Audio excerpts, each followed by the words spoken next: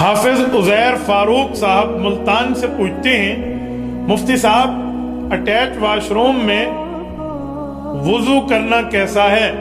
کیونکہ آج کل جگہ کی تنگی کی وجہ سے ایسے بنائے جاتے ہیں۔ حافظ صاحب اٹیچ واش روم میں ایک دو تین باتوں کا ذرا خیال کر لیں۔ پیشاب پخانے کی جگہ الگ ہو اور وضو کی جگہ الگ ہو۔ علماء کہتے ہیں احتیاط یہی ہے کہ دونوں کا پانی بھی ایک جگہ نہ ہو، اس کی نالی الگ ہے، اس کی نالی الگ ہے، تو اس جگہ آپ وضو کر سکتے ہیں، جگہ پاک ہونی چاہیے، چھینٹوں وغیرہ سے تو بالکل ٹھیک ہے، ورنہ ایک جگہ پہ جو لوگ کرتے ہیں تو یہ مناسب نہیں ہوتا۔ جو وضو کی دعائیں ہوتی ہیں پھر بندہ وہ دعائیں کیسے پڑھے گا، وہ دعائیں کی ترتیب کیسے چلائے گا؟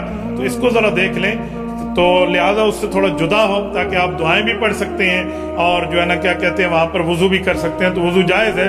بہتر تو تھا الگ الگ ہو، لیکن اٹیچ واش روم میں بھی ان شرائط پر وضو ہو سکتا ہے۔ گھر میں ایک ہی ٹوائلٹ کموڈ بھی ہے، غسل بھی وہی کرنا ہوتا ہے، وضو بھی، تو کیا ہو جائے گا؟ اور اگر نہیں تو جو کچھ ہو چکا ہو جائے گا میرے بھائی۔ ٹوائلٹ شریعت کی روح سے صرف وہ جگہ ہے جس جگہ پہ پیشاب کیا جاتا ہے، بس۔ اٹیچ باتھ میں وہ باتھ ہوتا ہے، اس کے کارنر میں ٹوائلٹ ہوتا ہے، چاہے کموڈ ہو یا انڈین سیٹ ہو۔ پرانے زمانوں میں تو 2-3 اینٹیں استعمال کی جاتی تھی نا۔ اب ٹوائلٹ کی جو سیٹ الگ سے ہے نا، اس پہ بھی میری ویڈیو ریکارڈ ہے، باتھ روم میں بسم اللہ پڑھنا۔ جس سیٹ پہ بیٹھتے ہیں نا آپ، بس وہی ٹوائلٹ ہے، اس کے ساتھ جو جڑی ہوئی چیز ہے وہ ٹوائلٹ نہیں ہے۔ جہاں پہ آپ غسل کر رہے ہیں یا وہاں پہ واش بیسن لگا ہوا ہے، بس اس سیٹ کا نام ٹوائلٹ ہے، دیٹس آل۔ اور وہ بھی اس وقت تک ناپاک ہے جب اس میں پیشاب ہے، اور جب آپ اس میں پانی بہا دیتے ہیں اس کے بعد وہ سیٹ بھی پاک ہے، پانی بہانے کے بعد تو جس طرح باہر کی ٹائل ہے پاک ہے۔ اس کے بعد پانی کی چھینٹیں اگر اس پہ گر کے پڑے تو کوئی ناپاکی نہیں ہے۔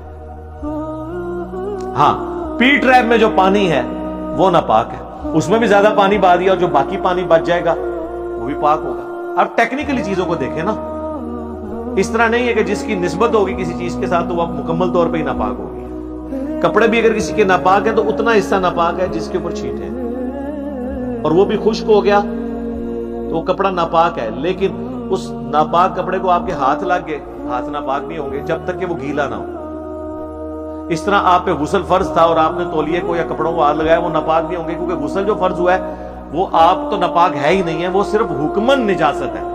جس طرح وضو کا نہ ہونا یہ حکمن نجاست ہے، حقیقی نجاست نہیں ہے، ورنہ تو بے وضو شخص مسجد میں بھی نہ بیٹھ سکے۔ وضو تو پروٹوکول صرف نماز کا ہے، ویسے آپ پاک ہیں۔ بخاری مسلم دونوں میں حدیث ہے، حضرت ابو ہریرہ کہتے ہیں رضی اللہ تعالیٰ عنہ، میں جنبی تھا، مجھ پہ غسل فرض تھا، اور میں باہر نکلا تو نبی علیہ السلام بھی مجھے مل گئے، تو ہم ساتھ چلنا شروع ہو گئے۔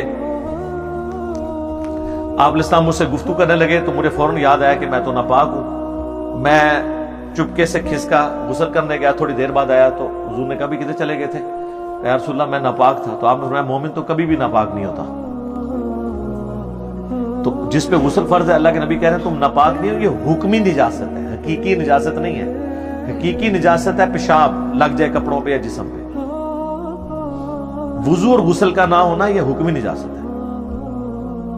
بخاری مسلم میں حدیث ہے، نبی علیہ السلام اعتکاف میں تھے، مسجد میں بیٹھے ہوئے، آپ نے حضرت عائشہ سے کہا کہ مجھے بسترا پکڑا دو۔ انہوں نے کہا یا رسول اللہ میں تو حیض کی حالت میں ہوں۔ آپ نے فرمایا حیض تیرے ہاتھوں میں تو نہیں گھس گیا؟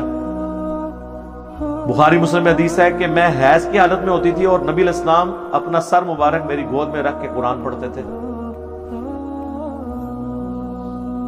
یہ چیز اسلام نے بتائی یار، یہ جو قرآن میں ہے نا کہ آپ نے ناپاکی کی حالت میں عورتوں سے دور رہنا، تو اس سے مراد ہے ان سے ازدواجی تعلق قائم نہیں کرنا۔ باقی یہ نہیں ہے کہ وہ جی پہلے وضو کریں گی اور غسل کریں گے اور پھر جناب روٹی پکا کے دیں گی، ٹھیک ہے نا۔ وہ کتنے مشہور کیا جی، ساڈے جیڑی ہوندی سی نا جی دادی، وہ دادے نو نا وضو کرنے تو بعد روٹی پکا کے دیندی سی، اور رزلٹ یہ نکلیا کہ نہ دادے نے قرآن پڑھیا تے نہ دادی نے پڑھیا۔